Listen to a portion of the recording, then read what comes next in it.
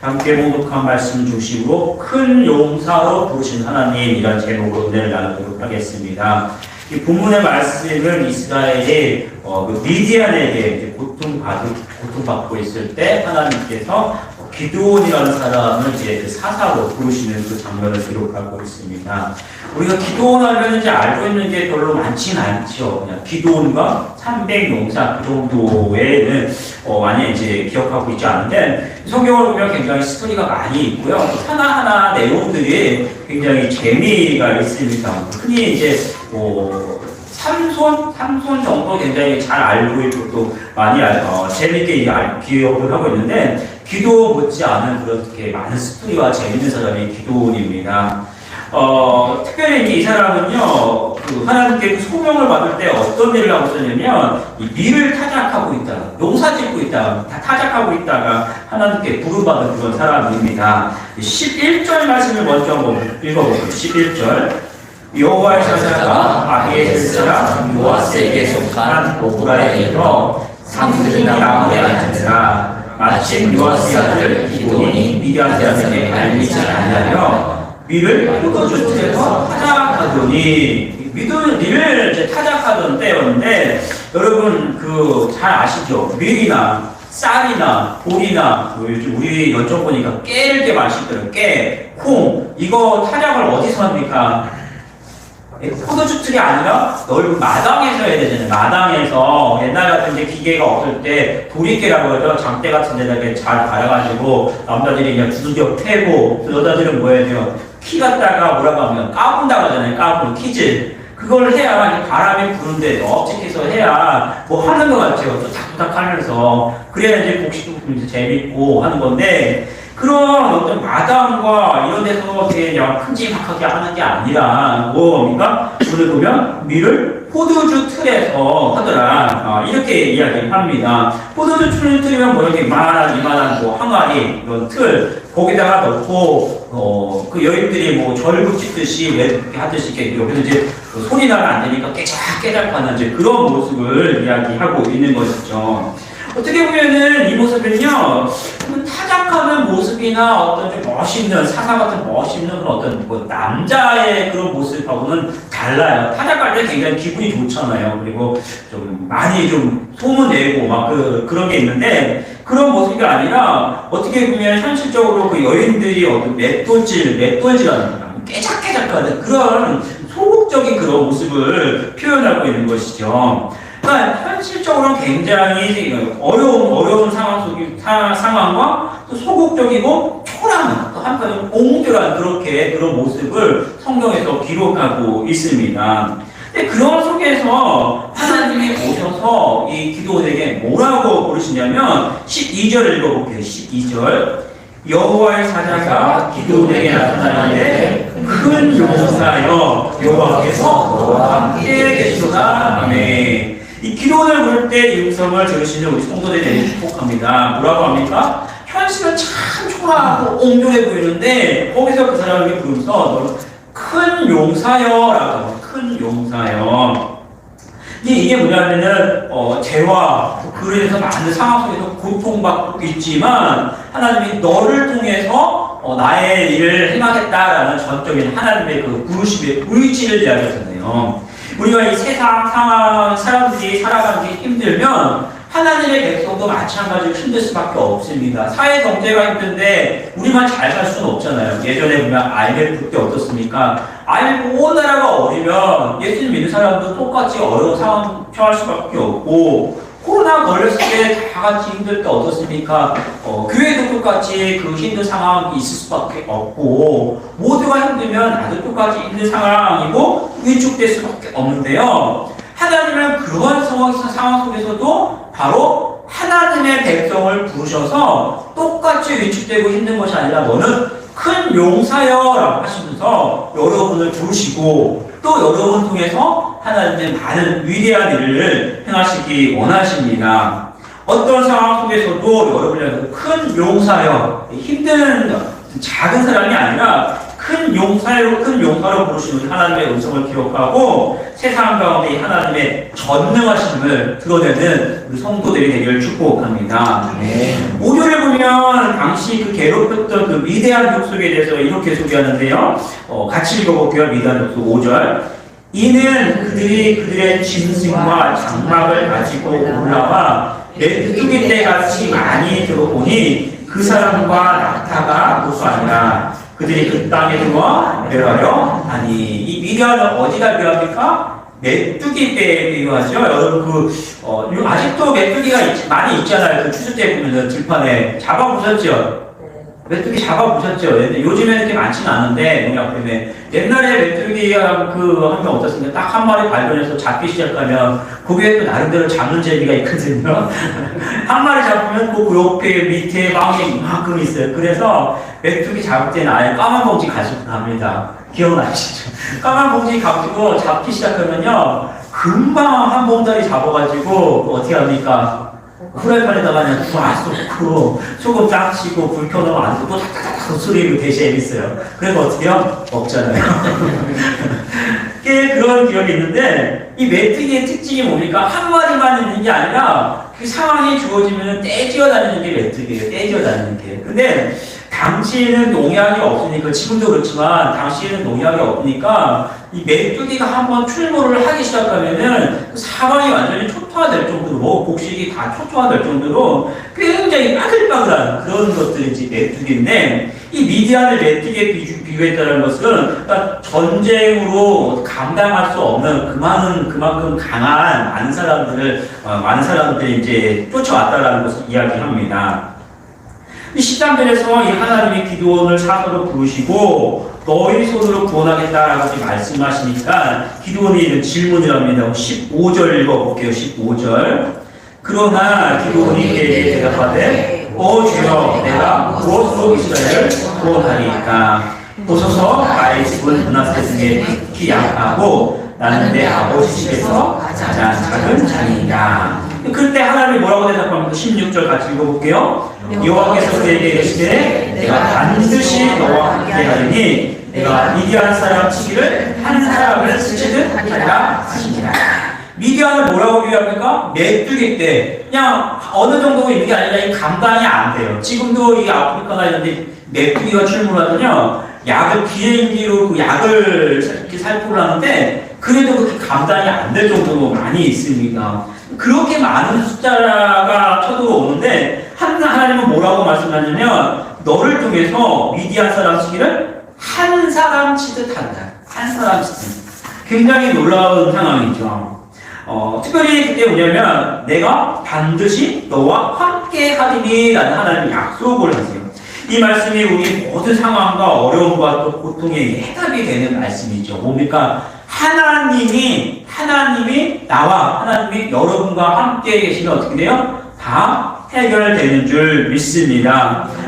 우리와 함께 계시는 하나님을 붙잡으면 되는 거예요. 기도원의 이 이야기를 보면요, 숫자가 굉장히 많이 나요. 우리가 기도원이 알게 된 게 다 숫자입니다. 사실 보면은. 오늘 말씀을 봐도 기도원이 미디안에서 메뚜기 떼라고 이렇게 표현을 하죠. 메뚜기 떼. 그리고 이 다음에 이제 미디안이 8장에 보면 또다시 쳐들어오는데, 그때 숫자가 몇 명이라고 표현하면 13만 5천 명이요. 13만 5천 명. 8장에 그렇게 기록을 합니다. 우리 연천에도 옛날에는 부대가 많이 있었는데 지금 부대가 사단이 2개밖에 없죠. 몇 사단 있는데 한 개 사단이 이렇게 포화가 되면 10,000명 정도예요. 10,000명 정도. 근데 2개 사단이면은 2만 명이 우리나라 되게 큰 지역을 지금 지키고 있는 거잖아요. 근데 몇 명이요? 13만 5천 명. 당시에. 어마어마한 숫자가 여기 있는 거죠. 그때 이 기드온이 이제 나가서 싸우자, 사사가 돼서 나가서 싸우자라고 사람들을 다 불러 모았는데 그때 이렇게 쫓아왔던 이스라엘 사람들이 몇 명이냐면 3만 2천 명. 싸움이 될까요? 안 될까요? 13만 5천 명이 3만 2천 명. 안 됩니다. 그런데 하나님은 어떻게 하셨어요? 일단 보내라. 그랬더니 만 명이 돌아가고 2만 2천 명이 돌아가고 10,000명이 나요. 10,000명. 근데 하나님이 그것도 많다. 나중에 어떻게 선별하죠? 몇 명이 남아요? 300명, 기도원의 300명. 계속해서 기도원을 보면 숫자를 얘기해요, 숫자. 저기는 뭐 메뚜기 떼처럼 많고, 여기는 이렇게 계속 숫자를 얘기해요, 숫자. 그러면서 나중에 300명 남았을 때 하나님이 뭐라고 말씀하십니까? 그거는, 이 싸움은 네가 하는 네 싸움이 아니라 내가 싸우는 나의 싸움이다라는 것을 이제 결국 숫자를 통해서 가르쳐 주시잖아요. 우리가 세상을 살면요, 항상 중요한 게 숫자입니다. 여러분 돈 많이 벌어야 되잖아요. 그죠? 얼마 벌어야 합니까? 다 숫자예요, 숫자. 직장을 가려면은 300만 원 받는데, 500만 원 받는데, 5천만 원 받는데. 왜 따지잖아요, 숫자. 사람들은 숫자에 굉장히 예민하고요, 규모, 상황, 이런데 우리는 그것들이 굉장히 예민해. 그것들을 바라봅니다. 그런데 싸우려면 숫자가 많아야 되고, 또 규모가 커야 되고, 힘이 세야 되고, 만약에 그렇지 않으면 나는 항상 약간의 것, 위축돼. 이게 세상적인 그 삶의 원리예요. 우리는 그렇게 살아가는데, 중요한 건 하나님의 원리는 숫자와 규모와 상황이 아니라 하나님이 함께 하시면 승리합니다. 아멘? 그러니까 여러분이 어떤 상황 속에 있어도 아무리 힘들어도 숫자나 상황, 환경을 보는 것이 아니라 하나님이 나와 함께 하시느냐, 내가 하나님의 뜻 안에 있느냐, 이걸 보는 거예요. 내가 하나님의 뜻 안에 있으면 하나님께서 나와 함께 하시고 나를 승리케 하시는 거고, 아무리 내가 강한 것 같고 숫자가 많다 하더라도 하나님이 함께 하시지 않으면 그건 패할 수밖에 없는 거예요. 우리 성도님들의 삶 속에서 항상 하나님이 함께 하시고, 어떤 상황 속에서도 하나님이 여러분을 큰 용사로 부르시고 하나님의 사명을 감당하는 우리 성도들이 되기를 축복합니다. 중요한 건 뭐냐면은 이 기도원이에요. 이 상황 속에서도 숫자나 환경을 보지 않고 우리와 함께 하시는 하나님을 봐야 되는데, 문제는 뭐냐면 기도원이 그렇지 못했습니다. 우리가 이제 기도원을 보면 히브리서 11장에 보면 정확하게 이 믿음의 전당 위에 기도원이 기록이 돼 있잖아요. 믿음의 사람으로. 그런데 이 기도원의 역사를 쭉 성경을 보면은 아직은 기도원이요, 믿음의 사람이 아니라 불신의 사람, 첫 번째에 끼는 사람입니다. 우리가 그 내용을 보면 이렇게까지 믿음이 없는 사람이 기도원이에요. 15절에서 18절까지를 먼저 보고 좀 살펴보겠습니다. 15절에서 18절을 교독할게요. 제가 먼저 보겠습니다. 그러나 기드온이 그에게 대답하되, 오 주여, 내가 무엇으로 이스라엘을 구원하리이까? 보소서, 나의 집은 므낫세 중에 극히 약하고 나는 내 아버지 집에 가장 작은 자니이다 하니, 여호와께서 그에게 이르시되 내가 반드시 너와 함께하리니 내가 그의 사람 시기를 한 사람 것을 하리라 하시니라. 기드온이 그에게 대답하되, 만일 내가 주께 은혜를 얻었사오면 나와 말씀하신 이가 주 되시는 표징을 내게 보이소서. 내가 배우를 주고 다시 주께로 와서 그것을 주 앞에 드리기까지 이곳을 떠나지 마시기를 원하노라 하니, 그가 이르되 내가 너 돌아올 때까지 머무르라 하시라. 이 말씀을 보면요, 하나님과 기드온이 이렇게 지금 응답하는 그런 그 구절인데, 불신 구절인데, 이 전원 문맥은 좀 안 그런 구절인데, 여기서 굉장히 중요하거든요. 여기서 기드온이 하나님의 부르심을 받고 하나님에 대해서 부르는데, 뭐라고 하냐면, 하나님에 대한 정확한 호칭이 없어요. 요 문맥을 보면은. 이 앞뒤로 보면 좀 있긴 있습니다. 근데 여기 호칭이 없어요.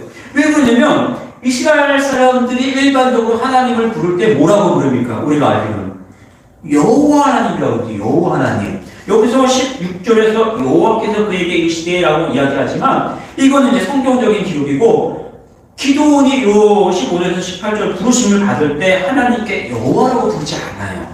왜냐하면 여호와라는 호칭은 아브라함, 믿음의 조상 아브라함과 이삭과 야곱과 모세와 이런 사람들을 통해서 그들이 전능하시고 자기들을 향하신 하나님에 대한 신앙이 있는 고백이잖아요.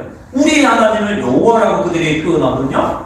근데 여기서는 여호와라고 부르지 않고 오 주여 주여. 이 우리가 아는 그 히브리어 말하면 엘로힘이라면 그냥 어떻게 보면 좀 단순하게 그냥 하나님 이렇게 돼. 이거 뭐냐면은 아직까지 이 기드온은요 광야 세대가 아니잖아요. 가나안에 들어와서 태어난 가나안 세대 사람들이. 그래서 이 기드온이 아직까지는 하나님을 그냥 신앙적으로는 알고 있지만 정확하지 모르는 거예요. 그래서 뭐 광야에 무슨 일이 있었는지도 잘 모르고 내 앞에 지금 나타나서 나를 부르시는 이 하나님이라는 하나님이 그냥 우리 조상에게 나타나셔서 큰 역사를 보였던 요 하나님이신지 아니면 그냥 많은 가나안 땅에 있었던 그 신들 중에 하나가 나한테 오셨는지 아직까지 모르는 그런 상황이거든요. 하나님에 대한 인식이 정확하지 않은 그런 상황이기 때문에 지금 그 부르신 하나님을 위해서 자꾸 표징을 구하고 있는 거예요. 표징. 17절을 이제 함께 읽어보겠습니다. 표징을 구합니다. 그래서 가서 잠깐만 거기 계세요 하면서 내가 가서 확실하게 하기 위해서 염소 새끼랑 무교병이랑 국물을 가져오겠습니다. 이 이야기를 하죠. 그리고 하나님께서 그것들을 이제 예물을 들었을 때 바위에서 불을 내리셔서 사르심으로 하나님 받으셨다라는 살아계신 하나님이라는 그 표징을 보여줍니다. 우리 17절, 18절 같이 읽어볼게요. 그때 내용은 17절, 18절 시작.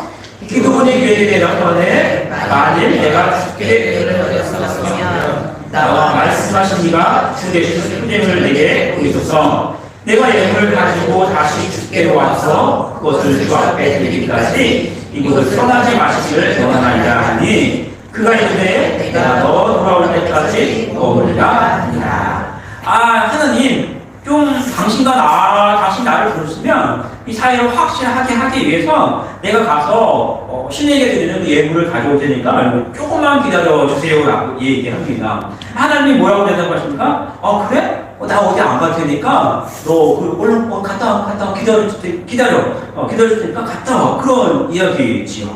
여러분 우리가 만약에 선생님한테 저 어디 갔다 올 테니까 조금만 기다려주세요 그러면 어떻습니까? 선생님들은 기다려주신 선생님도 있지만 왜 뭐 어디 가려고 하면서 야단을 치거나 못 기다려주는 분도 있잖아요. 그런데 우리 하나님은 어떻습니까? 그렇게 나 어디 안 갈 테니까 너 갔다 와라 라고 기다려주시는 그런 하나님의 모습을 보여줍니다. 36절을 같이 한번 읽어볼게요. 36절, 7절, 8절까지 같이 읽어보겠습니다.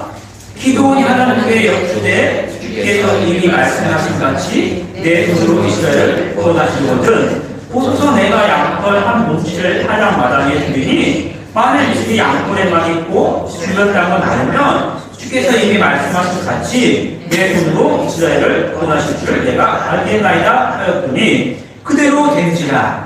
이튿날 기드온이 일찍이 일어나서 양털을 가져다가 그 양털에서 이슬을 짜니 물에 그릇에 가득하더라.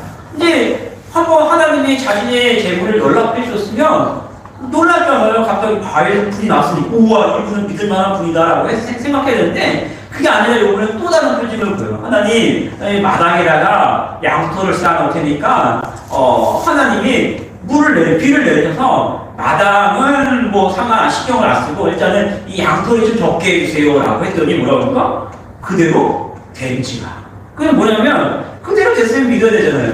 근데 그 양털을 또 짜봐요. 양털을 짜보니까 무슨 물이 초초초초. 그러면 어떻습니까? 자기가 말한 대로 됐으니까 믿어야 되잖아요. 근데 생각을 해보니까 또 아닌 것 같아요. 그래도 혹시 비가 내리면 여기는 어때요? 사막이니까